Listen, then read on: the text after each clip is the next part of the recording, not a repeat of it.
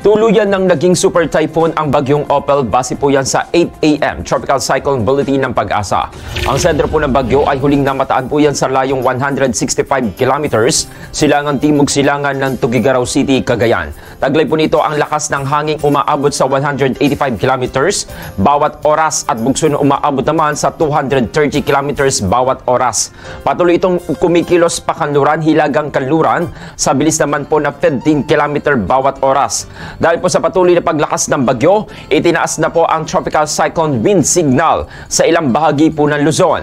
Signal number 4 sa northeastern portion ng mainland Cagayan. Signal number 3 sa northwestern, central at eastern portion ng mainland Cagayan. Kabilang po dyan ang Babuyan Islands, northeastern portion ng Isabela, northern portion ng Apayao. Samantala nakataas naman po ang signal number 2 sa bahagi po ng Batanes, natitirang bahagi ng Cagayan, Apayao, northwestern at southeastern portion ng Isabela, northern portion ng Kalinga, northeastern portion ng Abra at northern at central portions ng Ilocos Norte. Samantala nakataas naman po ang signal number 1 sa natitirang bahagi ng Isabela, Abra, Kalinga, Ilocos Norte, Ilocos Sur, Quirino, Nueva Vizcaya, Mountain Province, Ifugao, northern portion ng Benguet, northern portion ng La Union at northern at central portion ng Aurora.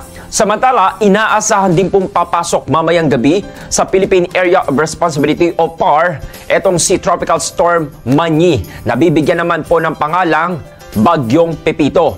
Ayon po sa pinakahuling forecast po ng Pag-asa, bumaba ang direksyon ng bagyo at inaasahang tatama po yan sa mga riyon ng Eastern Visayas, Bicol Region, Calabarzon, Metro Manila at Central Luzon sa darating po na weekend. Pinapaalalahanan po ng Pag-asa ang publiko na manatiling alerto dahil maaari pang magbago ang direksyon ng bagyo.